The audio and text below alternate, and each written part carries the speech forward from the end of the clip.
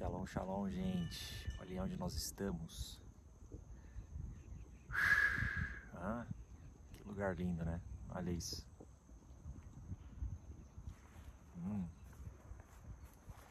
E estando aqui, nesse lugar, queria liberar uma palavra sobre a sua vida. Até mesmo como essas águas, né, que fluem. Que o vento sopra e mexe as águas. Interessante que ver essas águas aqui, de cara você já se lembra lá em Ezequiel, né? Onde diz das águas, ao qual batem ele nos tornozelos, depois nos joelhos, depois na cintura e depois por completo. Até uma pessoa não suportar mais e a pessoa tem que mergulhar, né, realmente. Só que é interessante, olhando para essas águas se movendo, eu vejo através do vento, o vento que sopra, né, o vento que se move, não sabe para onde vai nem para onde vem. Assim são aqueles nascidos e guiados pelo Espírito Santo, né? São guiados pelo Espírito, assim como o vento, que é direcionado, a pessoa não sabe para onde vem, para onde vai, porque é guiado pelo Espírito Santo. E ao olhar para essas águas aqui, né, um direcionamento, uma palavra que vem é o seguinte: não por conta das águas, mas por conta do vento que move as águas. O vento que move as águas. E para mim, né, assim como Jesus disse, aquele que crer em mim, nas minhas palavras, rios de águas vivas fluirão dentro de si. Ou seja, existem águas que fluem dentro de você. Só que essas águas, elas precisam se mover. Nada mais, nada menos do que essas águas se moverem através do vento. Assim como você está vendo aqui atrás de mim, essas águas se moverem, estão se movendo através de uma ventania, de um vento, o qual está acontecendo aqui agora nesse momento. E é esse vento que precisa ter sobre nossas vidas, né? Sobre a nossa vida. Um vento ao qual vai soprar sobre nós para que essas águas que estejam talvez paradas, né? Águas que estão talvez fluindo dentro de uma pessoa, só que estão paradas, né? Nós sabemos que nós somos um rio, não somos uma represa. Uma represa, ela tranca, né, as coisas sobre si, mas um rio, ele flui, ele se move, né? Deus é um Deus geracional, né? Nada daquilo que Deus libera sobre você é para ficar retido sobre você. É para que flua na vida também de outras pessoas, né, que estão próximos a você ou que chegarão até você, porque Deus trará essas pessoas até você. Então Deus está levantando um povo, está levantando pessoas ao qual estão entendendo isso, né? E Deus me mostrou algo muito forte, né, a respeito de uma pessoa verdadeiramente entender o que é a chama de um chamado, a chama de um propósito, quando Deus nos chama para algo, né? Isso precisa queimar dentro de nós, né? Precisa queimar de uma forma assim ao qual nós não suportaremos, né, esse queimor ao qual vai começar a incendiar dentro de cada uma dessas pessoas. E Deus já está fazendo isso. Deus está operando em pessoas, as pessoas já não estão mais suportando, né, ficar entre quatro paredes, porque o chamado ele tá fluindo dentro da pessoa, e a pessoa não está aguentando mais, né, ficar estacionada, ficar preso, né, em um local, porque aquilo que Deus liberou sobre essa pessoa está fazendo com que isso venha para fora, né? Porque realmente, né, o que faz mover realmente um propósito sobre a vida de uma pessoa, o que faz mover algo sobre a vida dela, é a unção do Espírito Santo. Ou seja, essas águas vivas que fluem de dentro de você. Nós vemos que em 1 Reis, capítulo 19, versículo 19, nós vemos que Elias vai de encontro a Eliseu, filho de Safate, que estava lavrando a terra com 12 juntas de bois, né? Mas nós vemos que o interessante é que quando Elias chega até ele pega e lança sua capa sobre ele. Nós sabemos que aquela capa de Elias, havia tanta graça de Deus ali, né? Que para quem já conhece a unção, quem sabe como é a respeito desses moveres, sabe o que eu estou dizendo, né? Havia tanta glória, tanta graça de Deus naquela capa ali, tanta unção, digamos assim, que ao ele jogar aquela capa sobre a vida de Eliseu na hora ele teve um despertar, né? Ele teve um despertar sobre a sua vida e ele disse o seguinte: deixa eu ir beijar meu pai e minha mãe, então eu te seguirei. E Elias disse o seguinte: vai e volta, porque agora tu sabes o que eu te fiz. Agora tu sabes o que eu te fiz. Ou seja, a unção ela traz um despertar sobre a vida de uma pessoa. O despertar sobre a vida de uma pessoa é o mais interessante, é o resultado mais lindo que vai acontecer na vida de uma pessoa, né? Quando realmente uma pessoa ela tem esse encontro com a unção, né? Ela tem esse encontro com a presença do Senhor sobre ela, né? O qual vem sobre essa pessoa, e essa pessoa ela realmente há um despertar sobre ela, né? Sobre essa pessoa, o qual ela se encontra verdadeiramente para o que ela nasceu para fazer. E Eliseu claramente deve ter tido um encontro ali, né, com o Senhor, e o Senhor deve ter se revelado a ele, né, mostrando a ele que ele seria o sucessor, né, de Elias, porque a unção traz esse despertar sobre uma pessoa. Amém, querido? Então, a unção é essencial sobre a vida de uma pessoa. A unção é essencial. Não tem como falar do Evangelho e não falar dessa unção, não falar dessa presença, porque isso inclui na vida de um cristão. Se um verdadeiro cristão mesmo não entendeu o significado de uma unção, é uma pessoa que não vai viver o extraordinário de Deus nessa terra. Amém, querido? Assim como essas águas que se movem, né? Assim é a unção quando vem na vida de uma pessoa. A unção vem sobre a vida da pessoa, fazendo com que essas águas se movam dentro de você. E quando essas águas verdadeiramente começarem a se mover, você, meu querido irmão, minha querida irmã, irá se encontrar com o seu propósito, com o seu verdadeiro chamado, aquilo ao qual você nasceu para executar. Dentre entre os 5 ministérios, apóstolo, profeta, evangelista, pastor e mestre, um desses você nasceu para executar, né? Nós sabemos que isso tem sobre cada um de nós, né? Mas muitas pessoas às vezes não se identificaram, muitas pessoas às vezes não se encontraram com isso, e muitas pessoas ficam frustradas por conta disso, né? Por conta de às vezes não ter ânimo de vida, né? Quantas pessoas que eu já conheço, né, que entram em contato falando o seguinte, né, que às vezes eu falei sobre isso aqui, né, mas eu vou falar também, quantas pessoas que às vezes, né, estão dentro de uma denominação e às vezes foram ungido ou ungida a tal título eclesiástico, só que verdadeiramente aquele propósito, aquele chamado não é daquela pessoa, né? Nós vemos que em Atos dos Apóstolos, né, os apóstolos vêm e põem as suas mãos sobre 2 homens chamados Estevão e Filipe, né? Na verdade eles oraram, né, para consagrar 2 pessoas ao diaconato. O diaconato é uma função ao qual, né, essas pessoas elas cuidam mais, a atenção dessa pessoa é mais para os órfãos e as viúvas, né?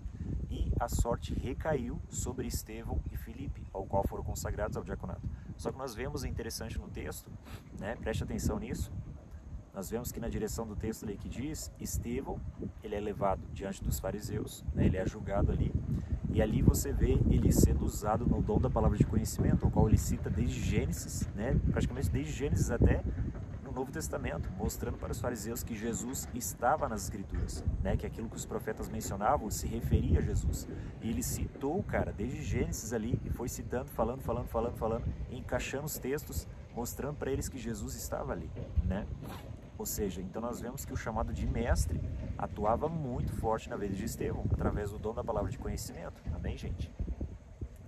Então você vê que mesmo, né, ele sendo consagrado ao diaconato, você vê que o chamado dele não era não era diaconato, mas sim o chamado de mestre.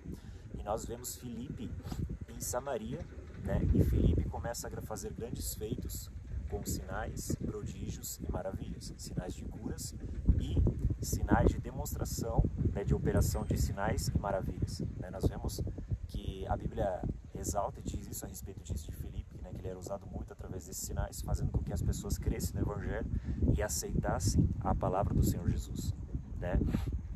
Mas nós vemos que uma pessoa que carrega isso sobre ela, fazendo com que as pessoas aceitem ao Senhor Jesus com uma facilidade incrível, é a atuação de um chamado de um evangelista. Então nós vemos que Filipe ele tinha um chamado de evangelista, mesmo sendo consagrado ao diaconato. Você está vendo a diferença? Talvez muitas pessoas que estão em algumas denominações que foram consagradas a tal título eclesiástico, talvez verdadeiramente o chamado dessa pessoa não é esse. E o que eu tenho te visto, né, de pessoas que entram em contato falando a respeito, né, de algumas palavras que são liberadas, algumas lives que são feitas ou alguns conteúdos que são ditos ali, algumas pessoas veem aquilo, né, entram em contato depois dizendo o seguinte: apóstolo, você tinha razão, apóstolo, né? Eu fui consagrado a isso e tal, só que eu não sinto que isso é meu chamado, né? Eu me envolvo em outra área, porque realmente aquilo ao qual você nasceu para executar, isso vai começar a queimar dentro de você. Amém, querido? Amém, querida? Isso vai queimar dentro de você. você não vai suportar, porque quando o fogo de Deus verdadeiramente começa a queimar dentro de você, é impossível você ficar de boca fechada, é impossível você ficar entre quatro paredes, né? Você realmente vai começar a exercer aquilo que Deus chamou você para fazer. E a coisa mais linda é quando uma pessoa tem esse encontro real com o seu chamado, assim como Eliseu teve o seu encontro, né, com o seu chamado, quando Elias lançou a sua capa sobre ele, em 1 Reis, capítulo 19. Leia lá, você vai ver isso. Elias jogando a sua capa sobre ele, e ali houve um despertar. Eliseu foi despertado, porque a unção vinha de encontro com ele. E a unção, ela gera isso, vai gerar o despertar na sua vida para você realmente se encontrar. A unção vai fazer com que o seu coração comece a queimar para aquilo ao qual Deus chamou você para executar, daquilo ao qual Deus chamou você para fazer, né? Você precisa se encontrar com o seu propósito. O apóstolo, profeta, evangelista, pastor ou mestre. Esses ministérios não foram abandonados. Eles são reais e eles atuam na vida de pessoas que realmente se encontram com isso. Lembre-se, nós não nos tornamos profetas, não nos tornamos evangelistas, pastores ou mestres, nem apóstolos. Nós nascemos com isso. Nós nascemos com isso dentro de nós. Só basta nós nos encontrarmos com isso, nos encontrarmos com aquele chamado, né? E isso vai começar a fluir dentro da sua vida. E você vai perceber através dos sinais. Os sinais vão começar a ser visíveis na sua vida e você vai começar a se identificar com isso. Você vai começar a se identificar com isso. É muito interessante nós vermos, né, de pessoas que é o seguinte, quer ver? Deixa eu dar um exemplo aqui. Pessoas que às vezes entram em contato e dizem o seguinte: apóstolo, né, eu estou em tal denominação, né, eu fui consagrado a tal título eclesiástico, só que tais sinais acontecem na minha vida que não é de acordo com aquilo ao qual eu fui ungido. Às vezes aquela pessoa foi ungida ali ao diaconato, só que aquela pessoa tem uma facilidade de fazer amizade com várias pessoas muito rápido, né? Essa pessoa é aquela pessoa que entra num restaurante, entra num mercado, entra em qualquer lugar, né? Ela bate papo ali com uma pessoa e de repente já fez amizade com aquela pessoa, e de repente fazendo amizade ela já começa a falar do evangelho, falar de Jesus, e em questão de segundos aquela pessoa aceita o Senhor Jesus. O que mostra que essa pessoa tem? O chamado evangelístico. Tem aquela pessoa que talvez esteja ali com um título eclesiástico ao qual foi ungida, né, foi ungida ali a presbítero, né, digamos assim, que são costumes, né, de diversas denominações que ungem pessoas nesse título eclesiástico.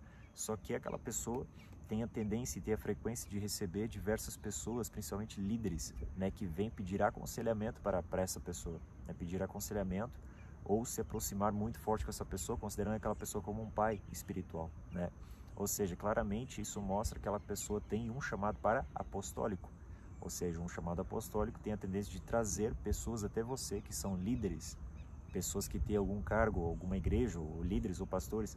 Essas pessoas vêm até você, são atraídas até você por causa dessa unção apostólica. Você está me entendendo? Talvez uma pessoa foi ungida pastor, só que essa pessoa se move muito no profético. Essa pessoa desde criança, ela já tem visões, tem experiências, mesmo ela não querendo ter, né? Ela começa a ter porque profetas, né, que são nascidos profetas, eles têm a tendência de ter experiências, mesmo eles não querendo, né? Uma hipersensibilidade, uma visão, né, aberta, de poder contemplar anjos, demônios, poder ver essas coisas a olho nu, a olho aberto assim, né? Revelações incríveis dadas por Deus através de arrebatamentos em espíritos, e por aí vai, né? Pessoas que se identificam a respeito desses sinais ao qual ocorre na vida dessa pessoa. E é uma turbulência, né? Acontece isso direto na vida de profetas, só que foram consagrados a pastor, né? E pelo fato de ser consagrado a pastor, né, muitas das vezes essa pessoa acaba ficando frustrada porque realmente não está alinhado com o seu propósito, que é o profético. Amém, querido?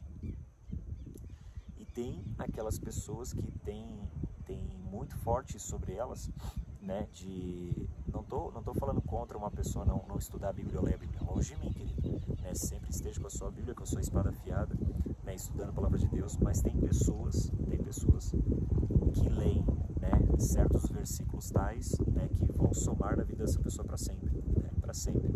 E muitas das vezes essa pessoa que tem se chamar de mestre, né, essa pessoa, ela ministra para não para pessoas já cristãs. Ela não consegue ministrar para pessoas não cristãs, não consegue. Por quê? Porque geralmente uma pessoa que tem um chamado de mestre é uma pessoa que vai falar muito a respeito da unção, muito a respeito de dons espirituais. É uma pessoa que vai falar muito a respeito dessas coisas, a respeito de como se mover, atuar nos dons espirituais. Uma pessoa que vai ser um especialista a respeito desse assunto, tá entendendo? Então essa pessoa é uma pessoa que não vai conseguir falar com pessoas não cristãs, tá entendendo? É uma pessoa que não vai conseguir atuar ali no campo evangelístico, digamos assim. Por quê? Porque essa pessoa tenta falar, né, com uma pessoa que não é cristã, de repente ela começa a falar de Jesus, de repente embaralha as coisas, começa a falar da unção, começa a falar de dons espirituais, começa a falar de anjo, começa a falar do profético, e a pessoa fica assim, né? Fica assim, não entende mais nada, né? Porque isso está dentro do mestre, né? O mestre tem isso dentro dele muito forte, muito forte. Então tem pessoas que atuam nessa área, né?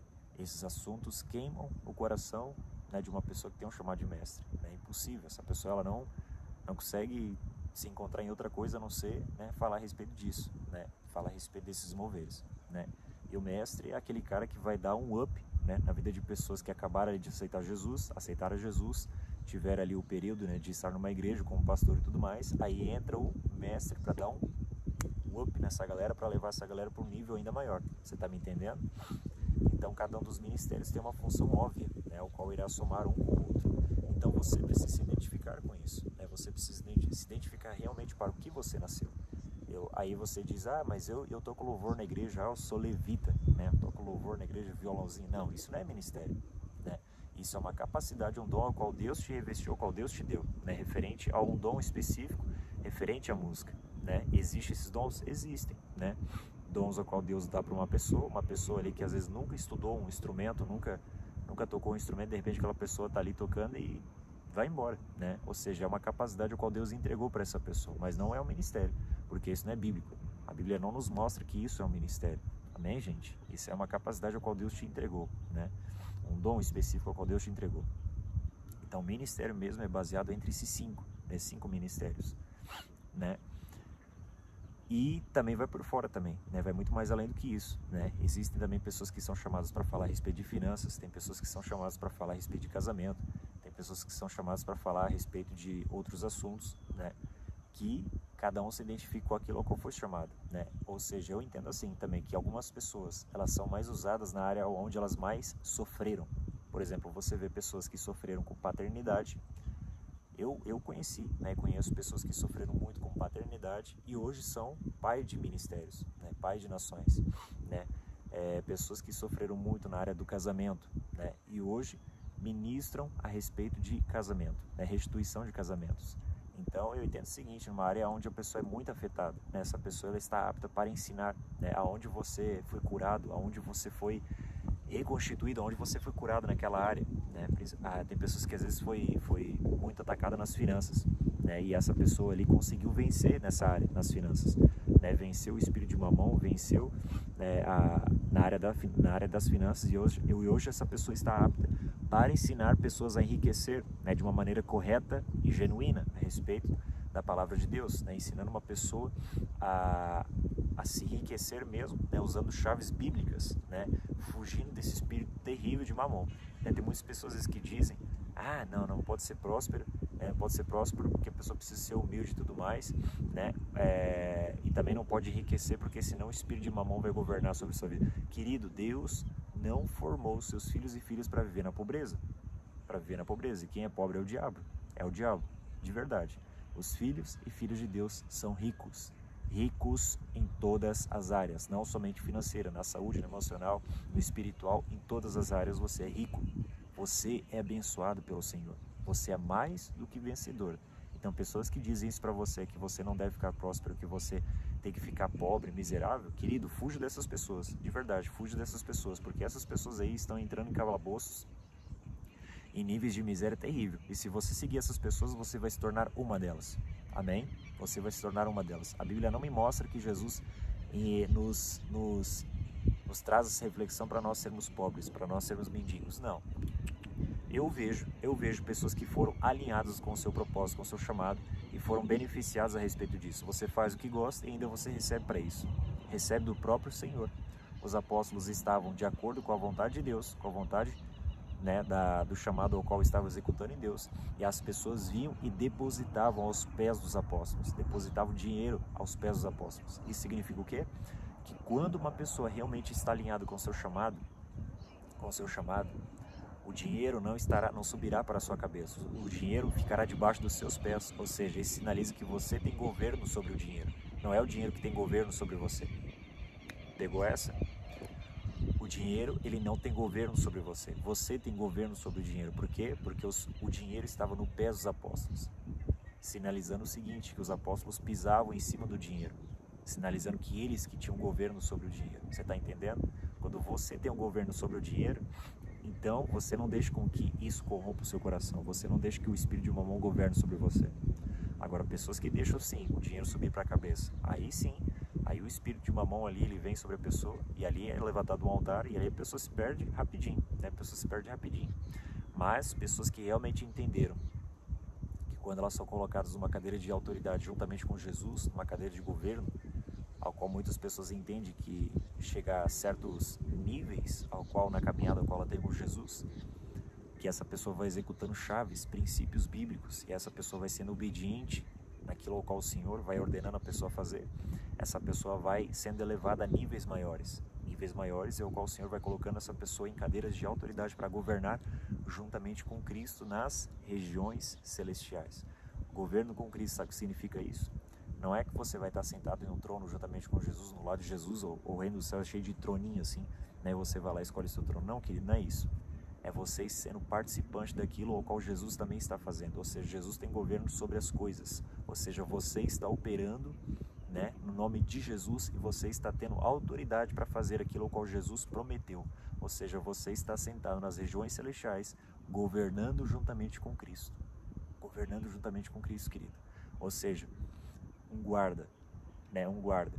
Se tiver uma placa ali escrita pare, essa pessoa ela pode respeitar aquilo, ela pode acelerar ali e pode passar milhão ali que não vai acontecer nada, né? Não vai acontecer nada porque a placa tá ali. Claro que depois ela vai receber uma multa e tudo mais, né? Ou às vezes ela pode infringir a lei ali só por conta da placa somente estar ali.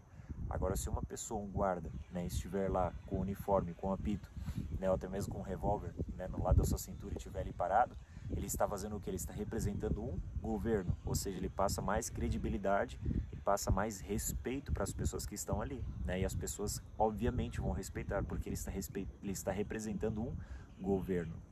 A mesma coisa são os filhos e filhas de Deus que se assentam nessas cadeiras de autoridade. Eles estão representando um governo e estão sendo participantes juntamente dessa mesma autoridade de Jesus, que está depositado sobre cada um de nós quando nós estamos assentados nessas regiões celestiais, juntamente com Jesus, nessas áreas de governo. Amém? Você está vendo como uma caminhada com Jesus te eleva a níveis maiores? Por isso que eu estou aqui, ó, nesse lugar aqui, nesse ambiente, nesse rio, para dizer para você que se realmente você está disposto a se assentar nesses lugares, nessas regiões celestiais, juntamente com Jesus, governar com o Senhor nessas regiões celestiais, então, ó, mergulhe nas águas, mergulhe nas águas. Quanto mais mergulhado você estiver nas águas, mais o Senhor mostrará a você, para as pessoas, para as nações, para as cidades, para os estados, mais o Senhor apresentará e mostrará a você, as pessoas, ao mundo inteiro, porque você está coberto pelas águas. E uma pessoa que estiver coberta pelas águas, você já sabe o resultado disso. Eu não preciso nem explicar aqui, nem dizer, né? Pessoas de aí já sabem já a respeito disso. Já. Realmente, quando você está mergulhado nas águas, o controle do Espírito Santo estará controlando a sua vida. Na verdade, o Espírito Santo estará controlando, né? É como se o Espírito Santo estivesse ali no governo de tudo da sua vida, né? No governo de tudo. Você não é manipulado, você não é comprado, né? Você não é persuadido por pessoas de opiniões ou de falatório, ou de pessoas que vêm no seu ouvido falar, dar opiniões. Não, querido. Você é uma pessoa totalmente guiada pelo Espírito. O governo do Espírito estará repousado sobre a sua vida, porque você realmente estará mergulhado nessas águas. Ó, águas profundas. Águas profundas. Quando você está mergulhado nessas águas profundas, então realmente você estará sentado nas regiões celestiais, juntamente com o Senhor Jesus Cristo e governando juntamente com Ele. Amém, querido? Então a palavra de hoje é mergulhe. Mergulhe e se encontre com aquilo ao qual você nasceu para fazer. Amém? Que Deus abençoe poderosamente sua vida, sua casa, seu ministério, em nome do Senhor Jesus. Amém, gente? Ó, beijo no coração. Shalom, shalom. Deus abençoe.